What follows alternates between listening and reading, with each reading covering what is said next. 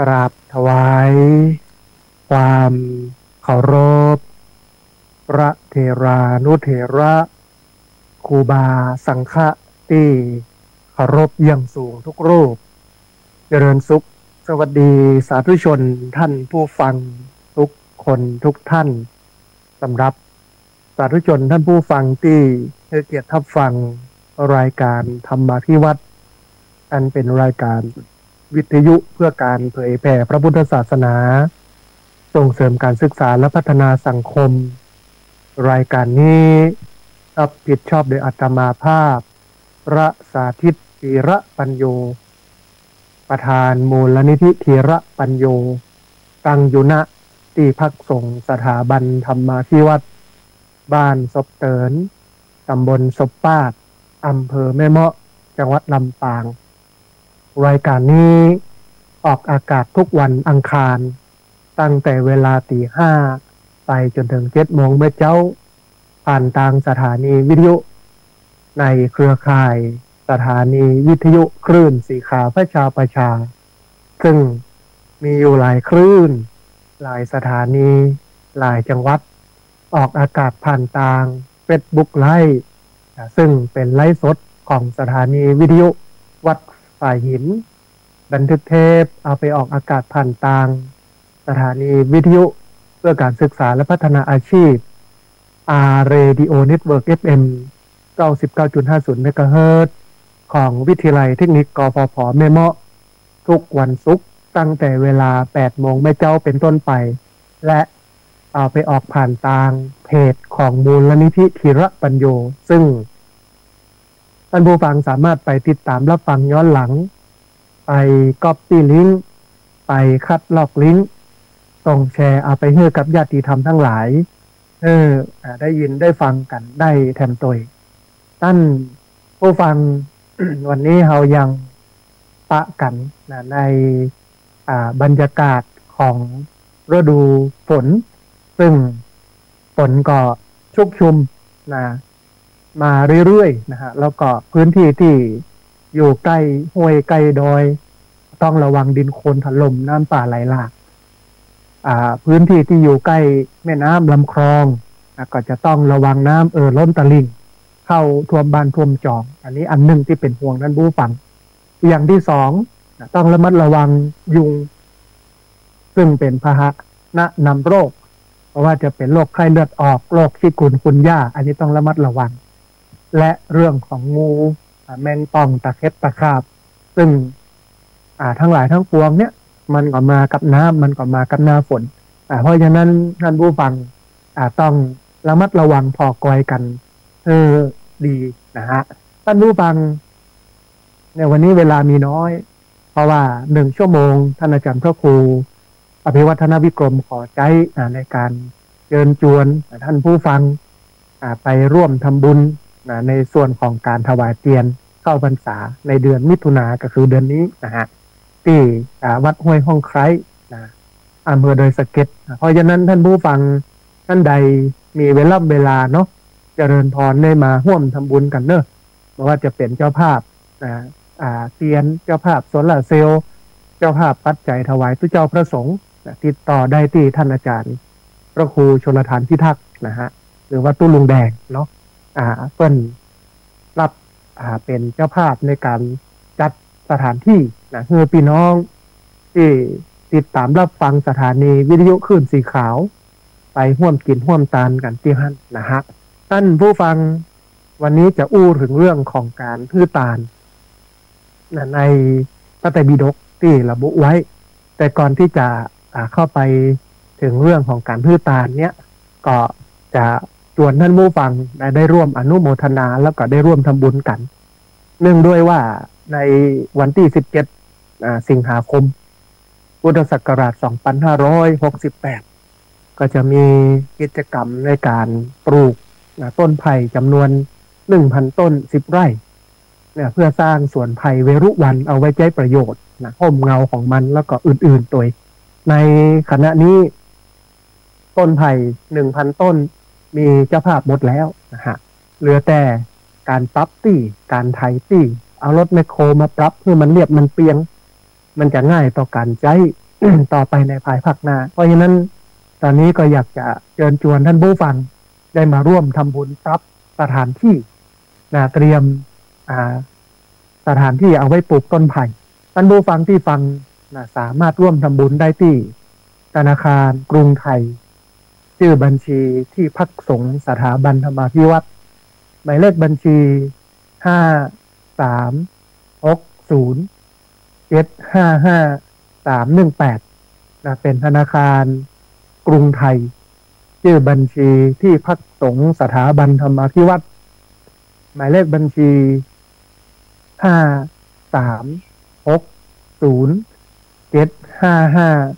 5360755318อันนี้ก็เป็นบุญหนึ่งที่เอามาให้ท่านผู้ฟังได้ร่วมอนุโมทนาแล้วก็ได้ร่วมทำกันแล้วก็มีแห่งบุญหนึ่งท่านผู้ฟังขณะนี้อาตมาภาพได้รับนักเรียนที่เป็นขยมวัดส่งเรียนหนังสือซึ่งกระจายงบประมาณอยู่ที่เดือนละ 2,000 บาทต่อเดือนเป็นค่ารถอยู่ที่900 บาทแล้วก็ที่เหลือเป็นค่าอาหารกลางวันวันละ50 บาทเดือนหนึ่งก็มีอยู่22 วันรวมกันถึง2อย่างอันเสื้อผ้าอาภรณ์อุปกรณ์การเรียนมันยังบ่นับเตื้อเอาที่มันเป็นลักใน2อย่างก่อนก็เป็นละอ่อนไม่มีเนาะซึ่งมาอยู่ที่พักสงฆ์สถาบันธรรมาภิวัตรกับขยมตายายได้ประมาณสัก4 ปีละตอนนี้เพิ่นขึ้นชั้นม.1อาตมาก็รับผิดชอบในการส่งห้ามส่งเรียนคือเพิ่นได้เรียนหนังสือก็วางระบบไว้ว่าเรียนจบม.3 หลังจากนั้นก็ไปต่อวิไลเทคนิคการไฟฟ้าไปเรียนการเงินบัญชีเสร็จแล้วก็มาเนี่ยการเงินบัญชีให้วัดแล้วก็ให้มูลนิธิแล้วก็ให้สถาบันธรรมาภิวัตรอันนี้ก็เป็นการเตรียมอนาคตของละอ่อนไปตั้งหน้าที่จะเอามาใช้การใช้งานอะไรอย่างต่างๆโดยเพราะนั้นท่านใดอยากจะร่วมทำบุญเนาะสนับสนุนส่งละอ่อนเรียนหนังสือเดือนละ 2,000 บาทก็สามารถทำบุญได้ตามกำลังศรัทธาทำได้ที่ธนาคารกรุงไทยชื่อบัญชีมูลนิธิธีระปัญโยหมายเลขบัญชี5,590,392สามารถร่วมทำบุญกันได้ที่ธนาคารกรุงไทยชื่อบัญชีมูลนิธิธีระปัญโยหมายเลขบัญชี5,590,392อันนี้ก็เป็นบุญหนึ่งที่จริงบุญนี้สำคัญเพราะว่าสังคมถึงวันเนี้ยดีกับย้อนคนบดีก็เหมือนกันกับย้อนคนเนี่ยคนเป็นปัจจัยสำคัญของสังคมแต่เมื่อดีบ่ดีเนี่ยมันอยู่ที่คนและทีนี้เฮาบ่สร้างคนเฮาบ่พัฒนาคนจะเอาคนที่ดีที่ไหนมาบริหารประเทศชาติจะเอาคนดีที่ไหนมาทำงานเพราะฉะนั้นต้องสร้างคนดีท่านผู้ฟังเรียนเชิญเจริญพรเนอะท่านใดอยากจะร่วมทำบุญเดือนละ 2,000 บาทให้กับละอ่อนที่อาตมาภาพส่งเรียนชั้นม.1 ที่โรงเรียนแม่เมาะวิทยาก็สามารถร่วมทำบุญได้คุณโยมละอ่อนเนี่ยได้เวลาญาติโยมมาแอวมาหาเนี่ยจะเห็นเปิ้นช่วยการช่วยงานยกปูนหามเพตอนที่เปิ้นบ่ได้ไปโรงเรียนนะวันที่โยมมากินมาตาลในวันที่เปิ้นบ่ได้ไปโรงเรียนตอนนี้ส่งเรียนเดือนละ 2,000 บาทค่ารถ900ที่เหลือเป็นค่าอาหารกลางวันค่าขนมวันละ50 บาทรวมกันก็ 2,000 พอดีเพราะนั้นท่านผู้ฟังท่านใดอยากจะร่วมทำบุญสร้างคนเนาะก็สามารถร่วมทำบุญได้ที่มูลนิธิธีระปัญโยเป็นธนาคารกรุงไทยชื่อหมายเลขบัญชี 5,590,392หมายเลขบัญชี 5,590,392อันนี้ก็เป็นแห่งบุญหนึ่งที่เอามาฝากกับท่านผู้ฟังเนาะทีนี้ท่านผู้ฟัง วันนี้จะพาท่านผู้ฟังไปเรียนรู้เรื่องตาลในพระไตรปิฎกเนี่ยโดยเฉพาะในส่วนของอันพระไตรปิฎกอัฏฐกนิบาตพระสุนทรปิฎก เล่มที่23หน้า227ถึง248นะฮะมันอูถึงเรื่องของสัพปุริสถานสัพปุริสถานคือตาลแบบสัตบุรุษตาลแบบคนที่มีความรู้ตาลแบบคนที่มีการศึกษาดีตาลแบบคนที่เรียนรู้เรื่องของการกินการตาลมาอย่างดีอันเนี้ยเป็นห้องว่าสัพปุริสถานซึ่งก็มีอยู่8ประการคือเวลาเราทำบุญเนี่ยเรื่องทานก็เป็นหนึ่งในบุญกิริยาวัตถุ10เป็นบุญอันแรกเนาะคือทานน้ำไมทำบุญโดยการให้ทานแต่ทานน้ำไมการทำบุญโดยการให้ทานเนี่ยท่านผู้ฟังมันมีดีเทลมันมีรายละเอียดค่อนข้างที่จะนักหลายอย่างหลายประการเช่นคนทานคนทานก็ต้องมีคุณสมบัติ1 2 3 4 5 2ของที่ทานของทานก็ต้องมีคุณสมบัติ1 2 3 4 5 4 3คนที่ฮับเนี่ยก็ต้องมีคุณสมบัติ1 2 3 4 5มันมาเหมือนบุญอื่นนะคือในสายตาเฮาเนี่ยทานเนี่ยง่ายเอาปัจจัยไปถวายซื้อเข้าซื้อครัวสังฆทานไปถวายจบละนะฮะแต่ที่จริงฮะมันย่อยมากเลยเรื่องทานแต่บุญอื่นๆตั้งแต่อันที่2ก็คือศีลไมยภาวนาไมยเป็นต้นไปจนถึงอันที่10เนี่ยทำง่ายมากแต่คนบ่นิยมทำคนบ่นิยมทำคนนิยมเพื่อทานกันนักอันนี้อาจจะมาจากอิทธิพลเรื่องของพระเวสสันดรชาดกนะตีอูเรื่องของพระเวสสันดรสละทรัพย์สินเงินทองสละลูกสละเมียสละชีวิตเป็นทานเพื่อที่จะให้ตัวเก่านั้นเข้าถึงซึ่งโพธิญาณความเป็นสัมมาสัมพุทธะโดยแนวคิดอย่างเงี้ย คนทั้งหลายก็เลยชอบให้ทานแต่ว่าจะต้องเรียนรู้เหี่ยก่อนทานจะถึงจะถูกจิตลักษณะโดยเฉพาะตังเหนือเฮาเนี่ย นั่นเนี่ยบ่ถูกเอาง่ายๆของทานของที่จะเอาไปทานถ้าเราทำถูกเนี่ยของที่จะเอาไปทานเขาจะกึดถึงพระก่อนคือพระเปิ้นกินเปิ้นใจไอ้หยังเขาเอาไปทานแต่ถ้าเรากึดถึงคนตายอันนี้คือผิดนะ ว่าคนตายกินไอ้หยัง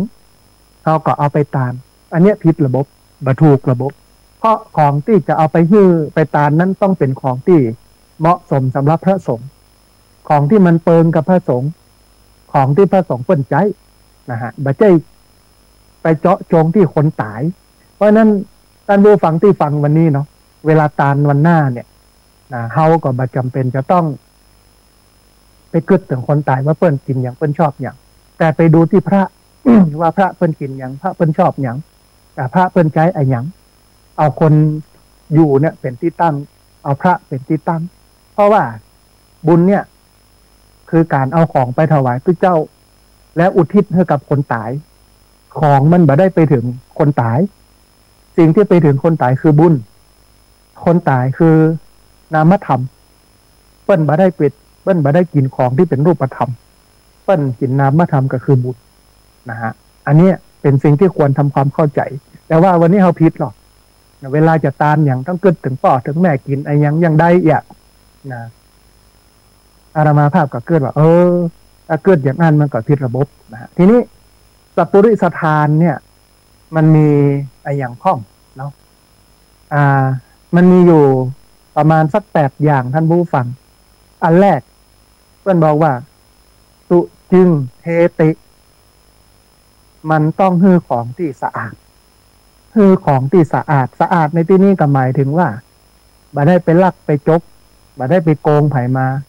แล้วเอามาตานอันนี้คือสะอาดในเชิงนามธรรมในเชิงรูปธรรมก็คือของที่เอาไปตานมันสะอาดสะอ้านเหมือนที่เอาสุมาควรตานบ่ไ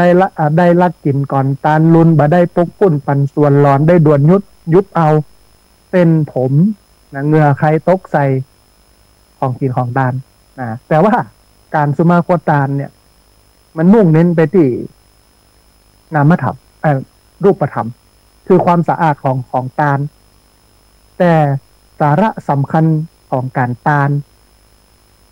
ความสะอาดของการตานเนี่ยก็คือของนั้นต้องหิมาด้วยชอบประกอบด้วยเจตนาที่ดีบ่ได้ไปลักไปจกไผมา ตานนะอันนี้มันต่างกันนะท่านผู้ฟังเพราะฉะนั้นของที่เราจะถวายพระสงฆ์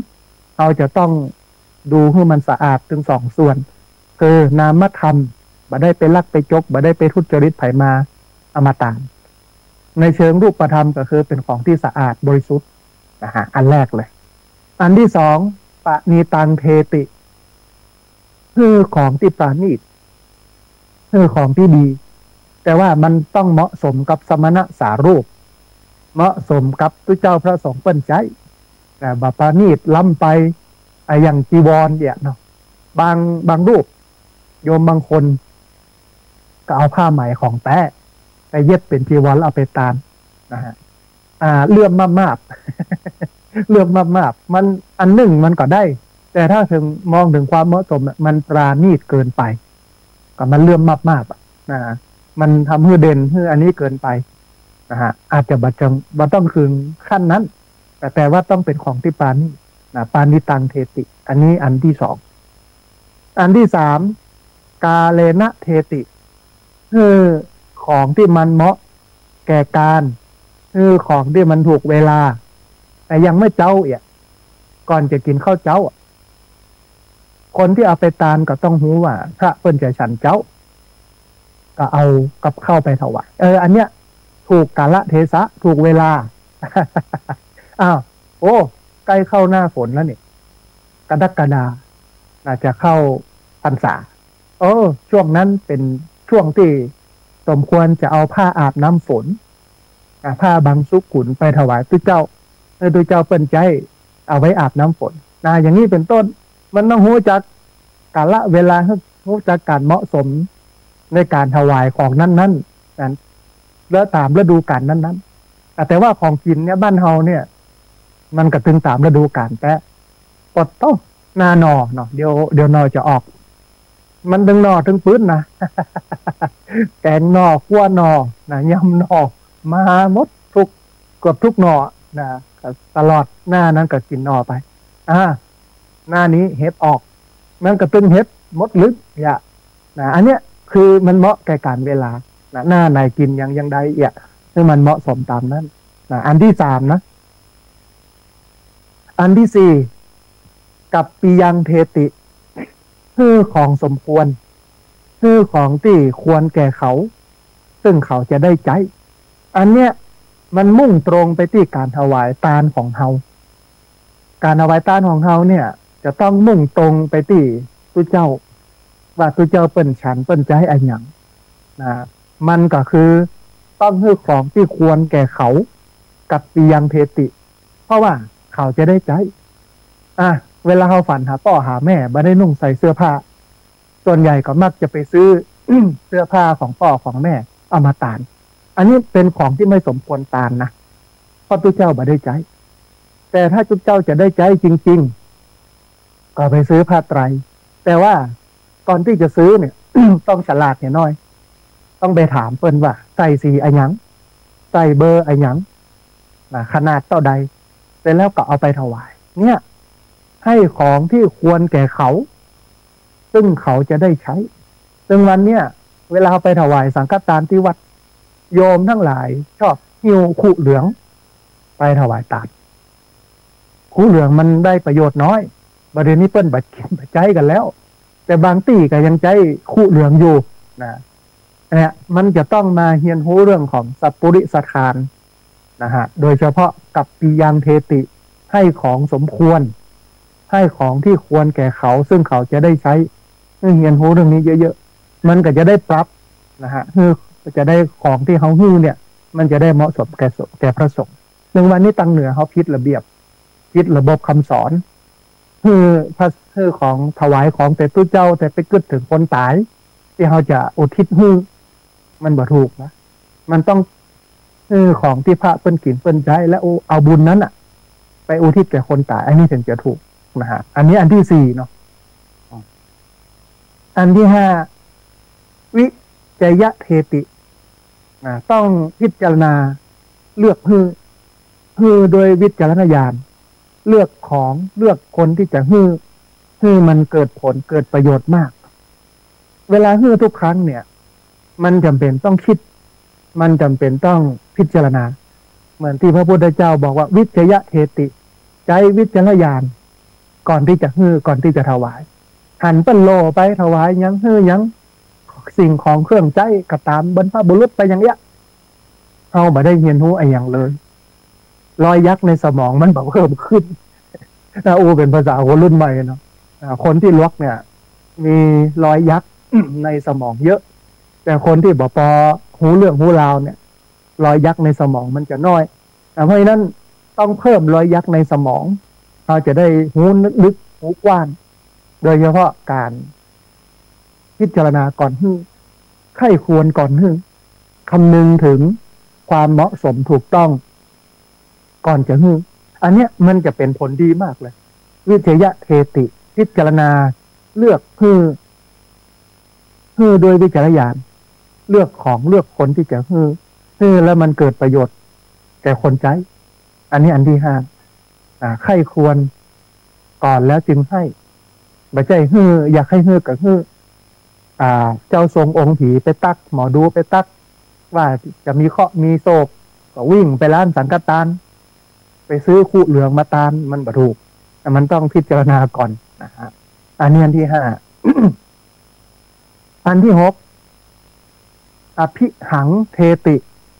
เนืองนิดเป็นประจำสม่ำเสมออย่างน้อยชาวพุทธเนี่ยเปิ้นวางไว้ว่าเดือนหนึ่งต้อง4 ครั้งทุกวันพระมาทำบุญที่วัดเดือนละ4 ครั้งเพราะว่าพระวันพระเนี่ยมีติดละครั้ง4 ครั้งติดละครั้งกับ4ติดกับเป็น1 เดือนแต่ที่จริงเราเนี่ย บอกค่อยมีเวลาในการบอกค่อยมีเวลาในการเสียสละเหมือนไฟไม่ฟางไปถวายทานกับช่วงเข้าพรรษาออกพรรษาวันวิสาขมาฆบูชาวันทบุญเปตพีทานขันข้าวใหม่ข้าวหลามข้าวเปลือกข้าวสารเมื่อกี้ที่เหลือกับบาตานนะฮะเพราะฉะนั้นเนี่ยมันต้องทานประจำอย่างใส่บาตรก็ต้องใส่ประจำถวายก็ถวายประจำแต่ว่ามันประจำเป็นต้องเป็นสิ่งของที่มันประณีตกับเป็นสิ่งของที่เขากินเขาใจเข้าที่เขากินเขาใจนะฮะก็เอาไปถวายทานอันเนี้ยสม่ำเสมอแต่คนไทยเนี่ยมันจะอโลอตนแล้วดูการวันเวลาในการทานมันจะนักวันอื่นกับบางมาวันเดียวเนี่ยพร้อมกันหมด100 คน100 ครอบครัวของมันก็ของเต็มวัดแล้วมันบูดมันเน่าถ้าวัดในจัดการบดีเนี่ยบริหารจัดการบดีมันก็จะเสียประโยชน์เพราะฉะนั้นต้องเป็นประจำสม่ำเสมอเพราะการบริจาคการต้านนำมาซึ่งการลดความโลภลดความตนีทีเหนียวของเขาแต่ถ้ายิ่งตานไปแล้วยิ่งไปยิ่งถวายไปยิ่งทำบุญไปและยิ่งโลภนักขึ้นอันนี้ผิดตางเนี่ยท่านผู้ฟังเพราะว่าการตานแต่ละครั้งเนี่ยวัตถุประสงค์แท้ๆของการตานคือไปกัดกร่อนความโลภความตนีทีเหนียวที่มันอยู่ภายในมันอยู่ในใจมันลดลงไม่ใช่เห่งตานเห่งเข้าวัดเข้าวานหนุ่งชุดขาวโลภนักขึ้นตนีทีเหนียวนักขึ้นที่ผ่านมาเนี่ยเฮาก็ถูกภาพบังบดภาพลวงตาของวัดต่างๆหลอกเอาหันข่าวที่นครปฐมพระเจ้าเอาทุจริตเงินบริจาคของศรัทธาประชาชนเอาไปใช้เอาไปสาวเอาไปเล่นคาสิโนอย่างเงี้ยอันเนี้ยมันเป็นสิ่งหนึ่งที่เฮาจำเป็นต้องกึดว่าถ้าอย่างอันเนี่ยมันกับติ๊กไหนก็ป้อเจ้าบอไหนก็ควักก็พ่อวัดไร่ขิงเนี่ยคนเอาไปถวายเอาไปทำบุญวันหนึ่งแบบโหจะกี่ล้านแต่ถ้ามาพอวัดบ้านนอกบ้านนาเนาะมันต้องเอาไหนนักตีพักสงฆ์สถาบันมาที่วัดจะกินจะตามเตือนหนึ่งซาบาท10 บาทแล้วก็3-4-5 คนตานะฮะบันนักวันหนึ่งนะ60-70 บาทต่อวันก็ไปเทียบกับวัดไร่ขิงมาได้แต่ว่าคนมันติ๊กไหนก็ป้อ เจ้าวอไหนก็ควักเพราะฉะนั้นเนี่ยต้องกระจายออกไปทางวัดบ้านนอกบ้านนาตุเจ้าพระสงฆ์ที่เปิ้นรักษาวัดวาพระศาสนายืนสู้กับปัญหาสังคมอยู่เป็นหลัก กับชาวบ้านได้เปิ่งป่าอาศัยอันเนี้ยน่าศรัทธากว่านะเพราะฉะนั้นเนี่ยเขาก็ต้องไปฮื้อในเชิงนี้นะแต่ว่าต้องฮื้ออย่างเนืองนิดฮื้อประจำฮื้อสม่ำเสมอมีอย่างกับตานนั้นนะแต่บ่ต้องนักตามกำลังศรัทธาเนี่ยอันเนี้ยก็เป็นบุญอย่างหนึ่งอันที่7พระทังจิตตังภาษาเทติเมื่อฮื้อต้องทำจิตให้มันผ่องใสอย่าไปฮื้อจิตมันขุ่นมัวเวลาฮื้อเวลาถวายทานนะต้องผ่องใสเวลาฮื้อเนี่ยต้องผ่องใสคณะฮื้อต้องผ่องใสบ่มีอารมณ์อันอื่นมากวนใจฮื้อใจขุ่นมัวแต่อาตมาภาพสังเกตนะในการจัดงานบ้านนอกบ้านนาเนี่ยเพราะว่าพระอาจารย์อยู่วัดในเวียงใหม่เนาะนะแล้วก็มาอยู่ที่แม่เมาะเขาก็เห็นบรรยากาศ2ที่ต่างกันสำหรับ ที่เชียงใหม่เปิ้นพร้อมเปิ้นจัดสถานที่จัดเวลาจัดคนถวายไว้หมดถึงเวลาตานมันก็บอกคนนี้มาตาน1 2 3 4 5ส่วนบ้านนอกบ้านนาเนี่ย มันไม่ได้วางระบบไว้อย่างนั้นถึงเวลาตานก็เกี่ยงกันยกนวนหามนี่ก็ระหว่างที่จัดการจัดงานพระทำพิธีพระเทศ พระบรรยายมันก็บ่สงบวุ่นวายคนนั้นลุกไปนั่นคนนี้ยึดนั่นคนอันเนี้ยมันก็เลยบ่ทำเพื่อจิตใจผ่องใสเพราะฉะนั้นเวลาตานแต่ละครั้งมันต้องเตรียมต้องซักซ้อมทำความเข้าใจญาติพี่น้องว่าใครจะเป็นคนตานพระพุทธใครจะเป็นคนเกณฑ์ของพระเจ้าของพระสงฆ์สังฆทานคนนั้นปัจจัยคนนี้คนนั้นแล้วให้ทุกท่านนั่งพร้อมเพรียงเรียงหน้ากันอย่างสงบอย่างผ่องใสเนี่ยมันถึงจะเป็นบุญแต่ว่าเราสังเกตข้อสังเกตก็คือว่าเวลาเราทำบุญถึงเวลาเกณฑ์คนนั่นคนนี้ก็เกี่ยงกันนั้นเนี่ยเอาปวดใจไปโน่นนี่นั่นมันควรจะเลิกอย่างได้ละนะคนจะต้องมาจัดระบบเพื่อมันเป็นเป็นอย่างนะเพื่อทำให้จิตใจมันผ่องใสมาทำให้จิตใจนั้นคุณบอกว่าสุดท้ายอันที่8ท่านผู้ฟังทัตตวาอัตตมโนโหติฮือแล้วเบิกบานใจฮือแล้วใจชื่นใจบานฮือแล้วมันม่วนมันสุขมันสบายบ่ใจฮือแล้วไปเป็นกังวลเอามือนอนกายหน้าผากกึดว่าตาลเพื่อนตัวเจ้าในตัวเจ้าเพิ่นจะเอาไปใจดีบ่ดีฮะเอาไปเล่นสล็อตเอาไปแตงหวยเอาไป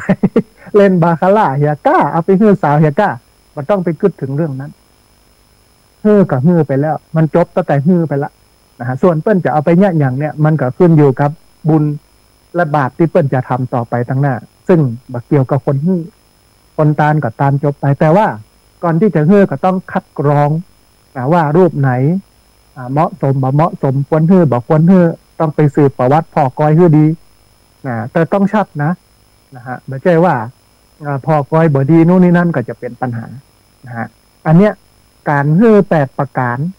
เปิ้นฮ้องว่าสัพปุริสทาน8มีอย่างพ้องคือของที่มันสะอาดคือของที่มันปราณีตคือของตามกาลเวลา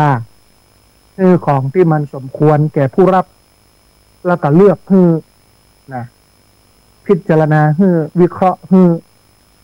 อันที่5อันที่6คือเนืองนิดคือเป็นประจำอันที่7เมื่อฮือคณะฮือเวลาฮือจิตใจต้องผ่องใสและสุดท้ายฮือแล้วใจมันดีใจมันจุ่มใจมันบานในอัตถกถาและพระไตรปิฎกเนี่ยเรื่องก็บอกว่าสัตบุรุษย่อมฮือตาลคือเข้าและน้ำที่มันสะอาดประณีตตามการสมควรเนืองๆคือผู้ประพฤติพรหมจรรย์อยู่เป็นเขตดีบริจาคของมากแล้วก็บ่รู้สึกเสียดายผู้มีปัญญาเห็นแจ้งย่อมสรรเสริญตามที่สัตบุรุษฮือแล้วอย่างนี้เมธาวีบัณฑิตผู้มีศรัทธามีใจอันสละแล้วบริจาคอย่างนี้แล้วย่อมเข้าถึงโลกอันไม่มีความเบียดเบียนเป็นสุขคือบุญนั่นเองย่อมได้รับบุญเต็มจากการฮือตาน8อย่างนี้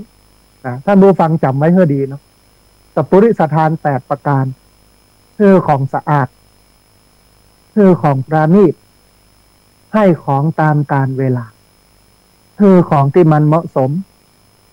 เลือกฮื้อพิจารณาคิดก่อนจะฮื้อใคร่ครวญก่อนฮื้อแล้วก็ฮื้อนังนิดขณะฮื้อนั้นจิตใจต้องผ่องใสเบิกบานฮื้อแล้วใจดีใจจุ่มใจบานอันนี้คือการฮื้อทั้ง8ประการที่เป็นฮ้องว่าสัพปุริสถาน8ประการแต่นะเฮาก็ฮื้อเพิ่นฮ้องว่าผิดระบบระเบียบบ่ถูกนะบ่ถูกตามระบบฮื้อของที่มันเหมาะสมแก่ตัวเจ้าพระสงฆ์ก็ผิดแล้วเวลาเฮาไปตาขันเข้าเฮาไปกึดถึงคนตายเฮาบ่ได้กึดถึงตัวเจ้าอันนี้ผิดแล้วบุญมันบกพร่องแล้วอย่าง100นึงมันเสียไป20แล้ว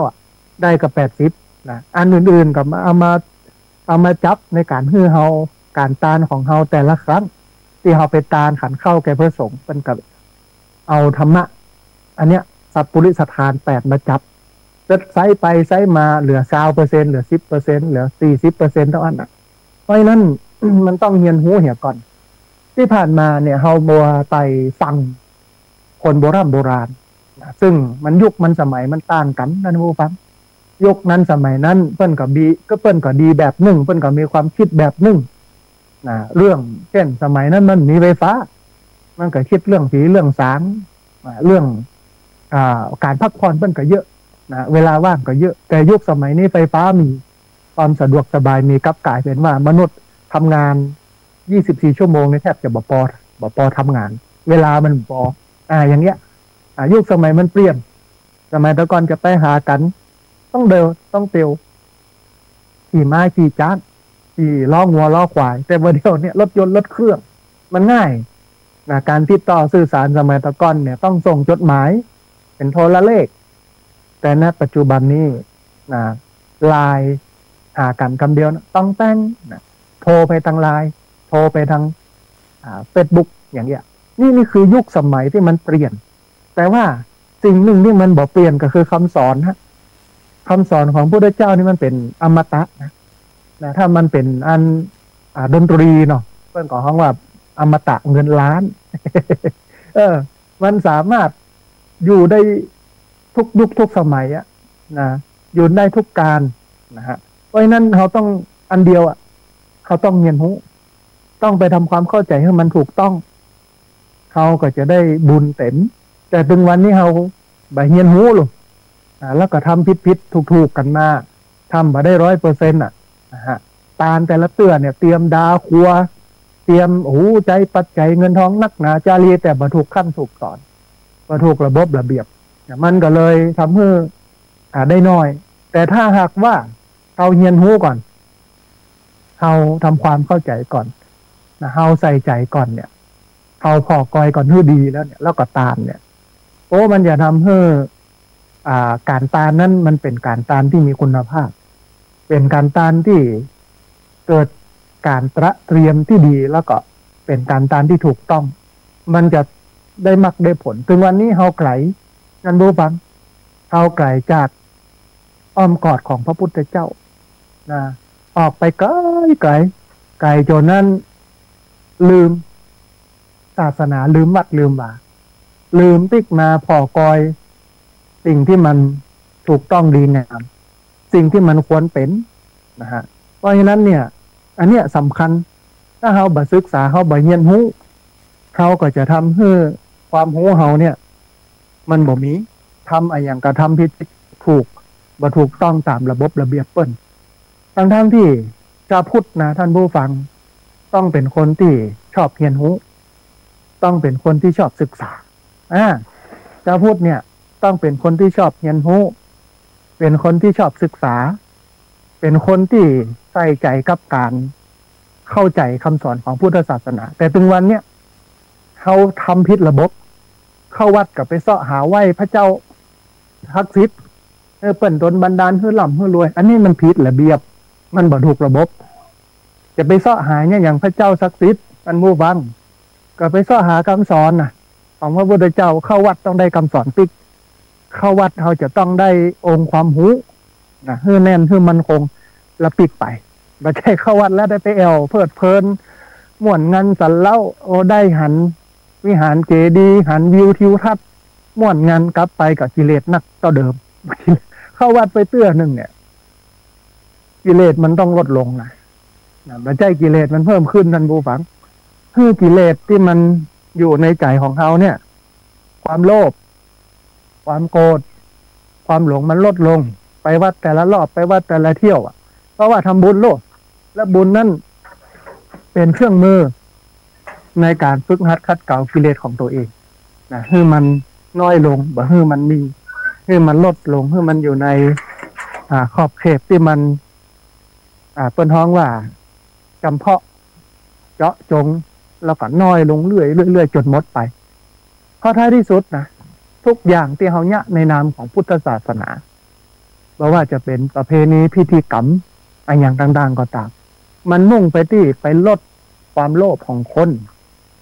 ลดความโกรธของคนลดความหลงของคนไม่ใช่ว่ายิ่งทานไปยิ่งทำบุญไปโลภเพิ่มขึ้นโกรธเพิ่มขึ้นหลงเพิ่มขึ้นอันนี้มันผิดโลก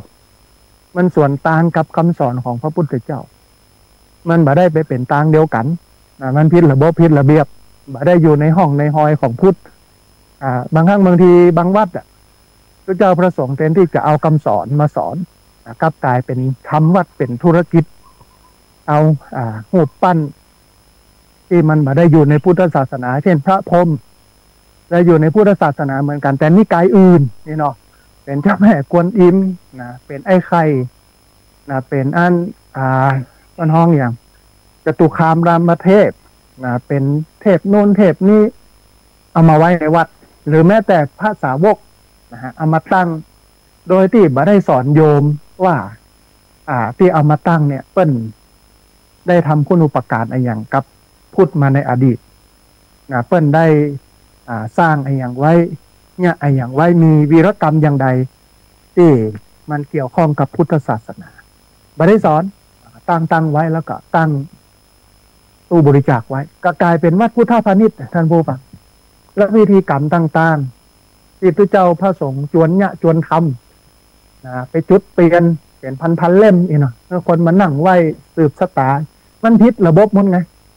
มันบ่ถูก มันบ่ถูกไอ้ที่อู้นี่บ่ใช่ว่าอู้เพราะไม่มีความรู้นะท่านผู้ฟังอู้เพราะเฮียนมานี่แหละถึงหูถึงเข้าใจถึงเอามาบอกญาติโยมเนี่ยว่ามันผิดเพราะฉะนั้นเนี่ยอาตมาภาพว่ามันต้องปิ้นจะลิ้น มันต้องปิกมาใหม่ต้องปิกมาพอมากอยเนี่ยให้มันถูกต้องดีงามเข้าตามหลักการของพุทธศาสนาเนี่ยถึงจะถูก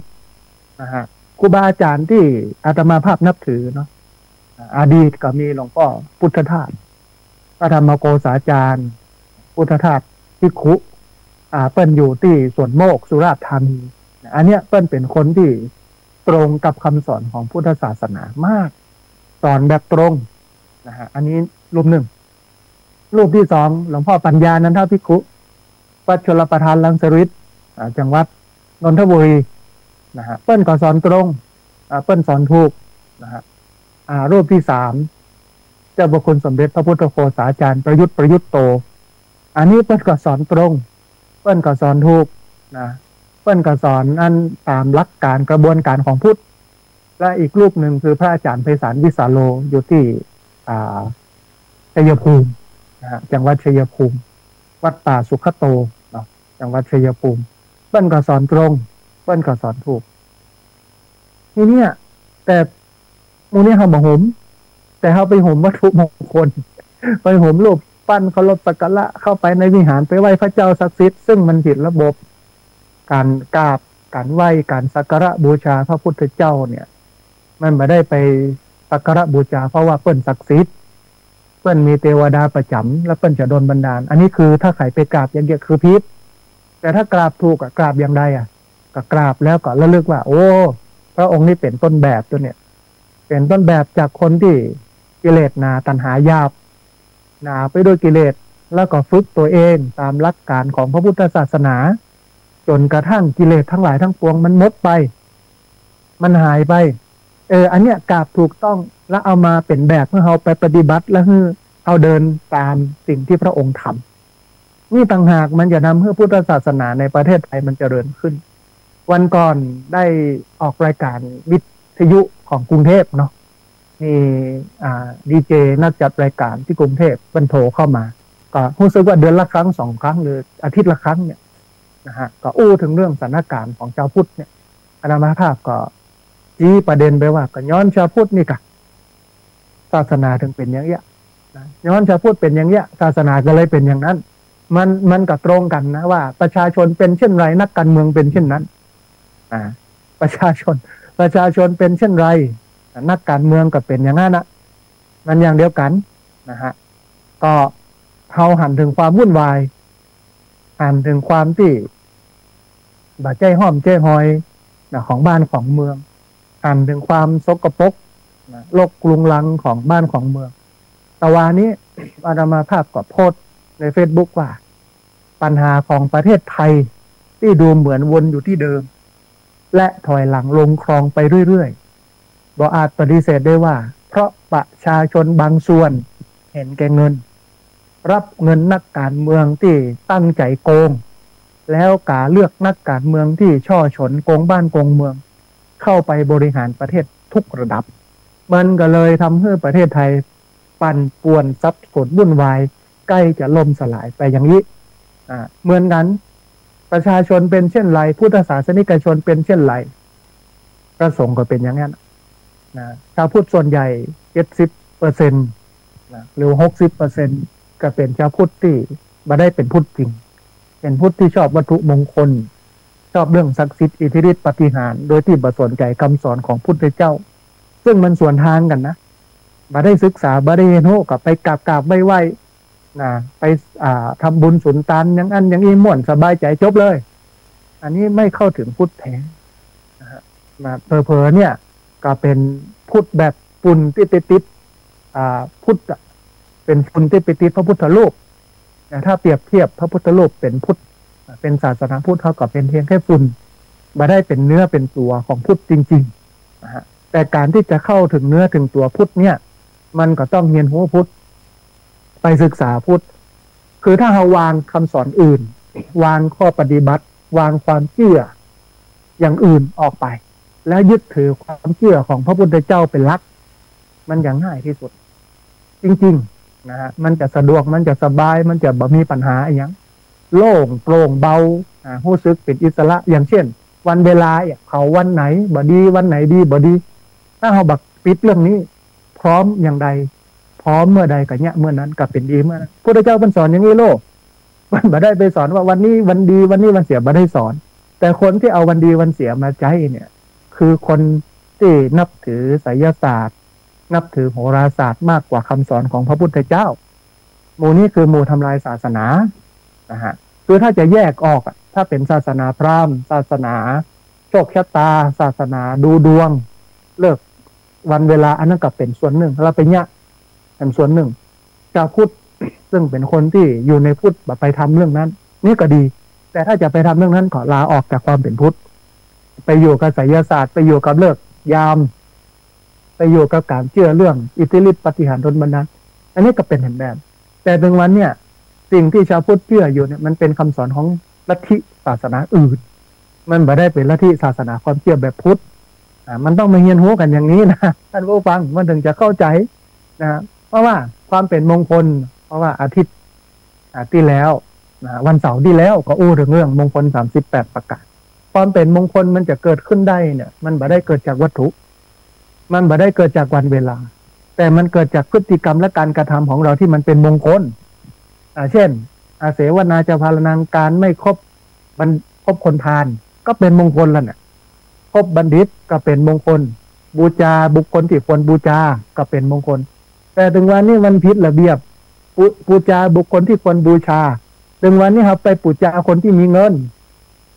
ไปบูชาคนที่มีตำแหน่งหน้าที่อำนาจไม่ใช่ไปบูชาคนเพราะว่าคนนั้นเป็นคนดีแทบบ่ได้เกิดนะถ้าคนดีมีสตางค์เนี่ย ก็บ่ได้เกิดในสังคมเนี่ยบ่ได้ไปเป็นใหญ่เป็นโตอย่างสักอย่างนะเพราะว่าสังคมวันนี้เป็นทุนนิยมโลกเป็นคนที่เอาเงินมาเป็นตัวตั้งเอาเงินมาเป็นตัวนำมากกว่าสิ่งอื่นเพราะฉะนั้นเนี่ยมันต้องปรับความคิดปรับระบบทั้งหมดให้มันถูกต้องท่านผู้ฟัง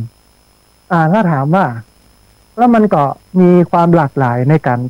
จัดทำประเพณีพิธีกรรมต่างๆอันนั้นมันเป็นเรื่องปลีกย่อยแล้วแต่พื้นที่ว่าใครจะทำอย่างไรวิธีการย่อมหลากหลายอยู่แล้วแต่ต้องยึดหลักไว้ว่าต้องอิงทุกอย่างที่ทำเนี่ยมันต้องสนองตอบต่อการให้คนมีศีลนักขึ้นอันนี้ข้อแรกเลยถามว่าถ้าจัดงานกินเหล้ามันก็มีศีลแล้วมันจะไปถูกอย่างไรแล้วเอาศีลที่ไหนมานะฮะจัดงานศพกินเหล้าเล่นไพ่มันจะไปเอาบุญตรงไหนมามันก็ผิดระเบียบนะมันก็จะต้องบ่มีสิ่งนี้ถ้าเป็นพุทธจริงศีล 5อย่างน้อยเนาะต้องให้คนที่มาได้ถือปฏิบัติศีล 5อันที่สองสมาธิคนที่มางานนั้นบอกว่างานขึ้นบ้านใหม่งานแต่งงานบวชงานศพ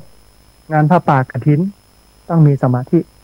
จิตใจต้องสุขสงบร่มเย็นใจตื่นใจบ้านบ่หวั่นไหวไปด้วยกิเลสมีสมาธิ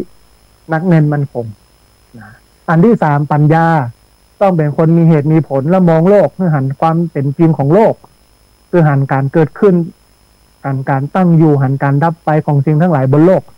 อันเนี้ยทำบุญแต่ละครั้งต้องมาเกื้อเพื่อหันสิ่งนี้เพื่อศีลมันเกิดเพื่อสมาธิมันเกิดเพื่อปัญญามันเกิดแต่ถ้าได้สามอย่างเนี่ยจะจัดอย่างใดจัดที่ไหนจัดงานใดก็ถือว่าเป็นพุทธหมดเข้ากรอบของพุทธเพราะว่าศีลสมาธิปัญญาเนี่ยมันเป็น Buddhist way of life เป็นวิถีพุทธเป็นวิถีที่ชาวพุทธควรปฏิบัติแต่ถึงวันนี้มันเหมือนใจถึงวันนี้มันเป็นพุทธปลอมมันเป็นพุทธบดแท้จัดงานกินเหล้าเนี่ยมันจบละศีลบ่มีนะสมาธิจะเอาไหนมาปัญญาจะเอาไหนมาเมื่อกินเหล้าเมายาแล้วบ่มีอย่างสักอย่างเลยมันก็เอางานนั้นมาม่วนเหี้ยหลายคนก็กินแค่ในวัดในวามีครูบาอาจารย์หลายรูปตั้งแต่ย้ำเตือนเสมอว่าจะไปเอาวัดเป็นบาร์จะไปเอาศาสนาเป็นบ่อนไม่เอาวัดเป็นบาร์เอาศาสนาเป็นบ่อนบ่ควรที่จะมาเล่นไพ่กินเหล้าอย่างในวัดงานวัดงานวางานบุญงานกุศลควรจะให้มันเป็นบุญเต็มเราก็ต้องรู้เรื่องนี้นะแต่ว่าถึงวันนี้มัคคณายกก็ดีเพิ่นก็ไปทำความเชี่ยวชาญในพิธีกรรมนั้นๆแต่บ่ได้นำคนไปถึงไตรสิกขาคือศีลสมาธิปัญญาพระเจ้าเพื่อทรงเหมือนกันกับปฏิบัติตามแบบตามเบ้าที่มันเป็นอย่างเงี้ยแต่ก็บ่ได้นำคนเพื่อถึงศีลสมาธิปัญญาการนำคนเพื่อถึงศีลสมาธิปัญญาเนี่ยก็คือการนำคนเข้าใกล้พระพุทธศาสนาเข้าหาพระพุทธเจ้าแต่ว่าถ้างานไหนจัดแล้วมันบักเกื้อต่อเพื่อการเกิดศีลบักเกื้อต่อการเกิดสมาธิบักเกื้อต่อการเกิดปัญญาอันนั้นแสดงว่าบ่ใช่วิธีการของพุทธมันเป็นพราหมณ์เป็นผีมันเป็นไสยศาสตร์พูดจริงๆมันบ่ยากเรียบง่ายประหยัดประโยชน์มันง่ายแบบคนที่เป็นมีกำกึดแต่ถ้าคนมีกำกึดมีปัญญาบ่ได้เรียนรู้มาก็จัดยุ่งยากโน่นนี่นั่นอย่างสปะสเปกเพราะฉะนั้นเนี่ยอันนี้เป็นสิ่งที่สำคัญเนาะอยากจะฝากกับท่านผู้ฟังไว้เอาละท่านผู้ฟังเหลือบแลพอเวลามาถึงช่วงท้ายของรายการนะฮะก็จะบอกกล่าวข่าวบุญประชาสัมพันธ์แห่งกำนึ่งเนอะว่าในวันที่17สิงหาคมพุทธศักราช2568ที่พักสงฆ์สถาบันธรรมาธิวัดบ้านซบเตินตำบลสปาดอำเภอแม่เมาะจังหวัดลำปางจะจัดกิจกรรมปลูกไผ่10 ไร่จำนวน 1,000 ต้นเพื่อสร้างสวนไผ่เวรุวันสวนไผ่เวรุวันดังนั้นท่านผู้ฟังท่านใดอยากจะมาร่วมทำบุญปัดเตรียมสถานที่เอารถแท็กเตอร์ไถเอารถแมคโครเข้าขุดเอาห้องหอยต่างๆให้มันเรียบมันเปียงเนาะก็เจริญพรทำบุญได้ที่ธนาคารกรุงไทยชื่อบัญชีที่พักสงฆ์สถาบันธรรมาธิวัดหมายเลขบัญชี5360755 318เป็นธนาคารกรุงไทยที่บัญชีที่พักสงฆ์สถาบันธรรมาธิวัดหมายเลขบัญชี5360755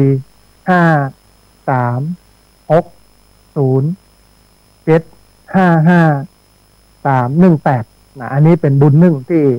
อยากจะชวนท่านผู้ฟังทั้งหลายนะได้มาร่วมทำกันแล้วก็แห่งบุญหนึ่งท่านผู้ฟังเป็นบุญส่งละอ่อนนักเรียนเรียนหนังสือตอนนี้อาตมาภาพได้ส่งคุณโยม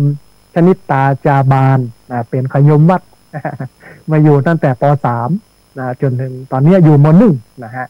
มาอยู่ตั้งแต่ป .4 ป .3 ป .4 เนาะก็ 3-4 ปีละตอนนี้อยู่ม .1 โอ้เป็นคนขยันเป็นคนตั้งใจทำงานนะฮะเพราะนั้นท่านใดอยากจะร่วมทำบุญสนับสนุนละอ่อนได้เรียนหนังสือเดือนละ 2,000 บาทหรือว่าทำตามกำลังศรัทธาก็สามารถร่วมทำบุญได้ที่ธนาคารกรุงไทยชื่อบัญชีมูลนิธิธีระปัญโยหมายเลขบัญชี 5,590,392 นะฮะชื่อบัญชีมูลนิธิธีระปัญโยเป็นธนาคารกรุงไทยหมายเลขบัญชี 5,590,392 นะฮะท่านผู้ฟังก็สามารถร่วมทำบุญกันได้ถึง2 อย่างเนาะนะฮะสำหรับท่านผู้ฟังท่านใดที่ฟังแล้วจดเลขบัตรตันดังจากจบรายการและโทรเข้ามานะที่เบอร์064-125-4122วันนี้ถ้าจะเปิดสายบัตรตัน เพราะว่าเวลามีน้อยนะฮะแต่ว่าหลังจากที่จบรายการแล้วก็โทรเข้ามาได้โอ้พระอาจารย์อยากจะร่วมทำบุญกับเด็กละอ่อนอยากให้เปิ้ลได้เรียนหนังสืออีกเนาะก็สามารถร่วมโทรเข้ามาสอบถามรายละเอียดได้ที่เบอร์064-125-4122เบอร์064-125-4122นะฮะก่อนที่จะจบรายการท่านผู้ฟังมาทวนแหมน้อยนึงสัพปุริสทานทานแบบสัตตบุรุษทานแบบคนดีคนมีศีลธรรมคือทานแบบคนที่เปิ้นหูเปิ้นเข้าใจและคนที่เปิ้นมีศีลธรรมคืออย่างไร1เปิ้นคือของที่มันสะอาดถึง2อย่างถึงกายภาพถึงนามธรรมและรูปธรรมรูปธรรมก็คือเป็นของที่สะอาดล้างอย่างดีบะมีอะไรอย่างมาตกใส่อันนี้คือรูปธรรมในส่วนนามธรรมของความสะอาดของที่จะหิ้วก็คือต้องเป็นของที่ซื้อมาด้วยทรัพย์ของตัวเองที่หิหามาด้วยกำลังไม่ได้ไปคดไปโกงไปทุจริตไปลักไปจกไผ่มาตานอันนี้อันแรกต้องคือของที่มันสะอาดอันที่สองคือของปราณีตของที่มันดีของที่มันปราณีตแต่ต้องดูฐานะและอัตภาพของเราตัวนะฮะอันที่สามเพื่อตามการเพื่อตามเวลาเพื่อตามหน้านี้ก็เฮ็ดหน้านี้ก็หนอก็ตามนั้นนะฮะหน้านั้นก็พักหน้านั้นก็ยินพ่องเนี่ยตามที่เขามีอันนี้คือให้ตามการนะฮะอันที่สี่คือของสมควรของที่มันสมควรคือที่มันเหมาะสมแก่พระเจ้าพระสงฆ์อันที่ห้าเลือกคือพิจารณาคือวิเคราะห์ก่อนจะคือคิดก่อนให้นะอันที่หกให้เนืองนิดเพื่อเป็นประจำนะไม่ใช่แบบคือแบบไฟไม่ฟางปีหนึ่งคือ3 เตื้อ 4 เตื้อที่เหลือบางคือสักเตื้อ มันต้องคือเนืองนิดนะฮะอันที่เจ็ดคณะที่ฮือเนี่ยคณะที่ตามเนี่ยจิตใจมันต้องผ่องใสนะมันต้องสะอาดปราศจากมลมลทินและสุดท้ายอันที่8ฮือแล้วใจมันดีใจมันจุ่มใจมันเย็นใจมันสบายอันนี้คือสัพปุริสทาน8ประการที่เอามาอู้กับท่านผู้ฟังทั้งหลายได้ติดตามรับฟังในวันนี้นะเบื้องต้นเนี่ยต้องขออภัยที่เวลาน้อยเพราะว่าท่านอาจารย์พระครูขอใช้เวลาในการอู้เอิญเชิญชวนญาติโยมได้ไปร่วมทำบุญหล่อเตียนเข้าพรรษาปีนี้เขารอกันที่ดอยสะเก็ดนะฮะที่วัดห้วยห้องไคร้ของท่านอาจารย์พระครูชลทานพิทักษ์เนาะเพราะนั้นท่านใดที่อยากจะไปร่วมหล่อเตียนร่วมทำบุญสุนทานก็เรียนเชิญเจริญพรได้ไปทำบุญกันได้ตอนเนี้ยกำลังร่วมประกาศให้ท่านผู้ฟังได้มาร่วมเป็นเจ้าภาพร่วมทำบุญบอกว่าจะเป็นเตียนเข้าพรรษาก็ดีบอกว่าจะเป็นโซล่าเซลล์ก็ดีบอกว่าจะเป็นปัจจัยถวายทุกเจ้าพระสงฆ์ที่ไปในงานนั้นก็ดีนะฮะเพราะฉะนั้นท่านผู้ฟังท่านใดอยากจะร่วมทำบุญอันนี้ก็ประสานไปที่ท่านอาจารย์พระครูชลทานพิทักษ์ได้นะฮะเอาละท่านผู้ฟังเหลือบแล พอเวลาของรายการธรรมาภิวัตน์ในวันนี้ก็หมดลงแล้วแต่เพียงเท่านี้นะฮะเวลามันน้อยเราจะเจอกันแน่ไหมท่านผู้ฟังในวันอังคารหน้าเวลาตี 5จนถึง7 โมงเมื่อเช้าในวันเสาร์หน้า8 โมงถึง9 โมงรายการเดียวกันคือรายการธรรมาภิวัตน์วันนี้ต้องกราบขอบพระคุณครูบาอาจารย์พระเถรานุเถระครูบาสังฆะที่เคารพอย่างสูงทุกรูปอนุโมทนาบุญกับเจ้าของคลื่นเจ้าของสถานีที่รับสัญญาณเอาไปออกอากาศเอาไปส่งกระจายเสียงท่านผู้ฟังได้ติดตามรับฟังกันในทุกที่ทุกสถานนะฮะต้องอนุโมทนาบุญกับญาติโยมที่ติดตามรับฟังและขอสุมาอภัยกับญาติโยมที่ตั้งใจจะโทรเข้ามาแต่เนื่องด้วยว่าเวลามีน้อยก็เลยไม่ได้เปิดรับสายแต่ว่าหลังจากที่จบรายการแล้วก็สามารถโทรเข้ามาได้ร่วมเอ่ยกันโทรเข้ามาร่วมทำบุญกันได้เป็น2 บุญเนาะไม่ว่าจะเป็นบุญการปรับที่ดินปลูกไผ่แล้วก็บุญส่งละอ่อนเฮียนหนังสือนะฮะ2 บุญนี้วันนี้สัพพะพุทธานุภาเวนะด้วยเดชะอนุภาพของพระพุทธเจ้าสัพพะธรรมานุภาเวนะด้วยเดชะอนุภาพของพระธรรมเจ้าสัพพะสังฆานุภาเวนะด้วยเดชะอนุภาพของพระสังฆเจ้าตถาสุธีพระวันตุเตขอความสุขความเจริญในธรรมจงบังเกิดมีแด่บรรดาศรัทธาสาธุชนทุกคนทุกท่านตลอดกาลเป็นนิพพานเจริญพร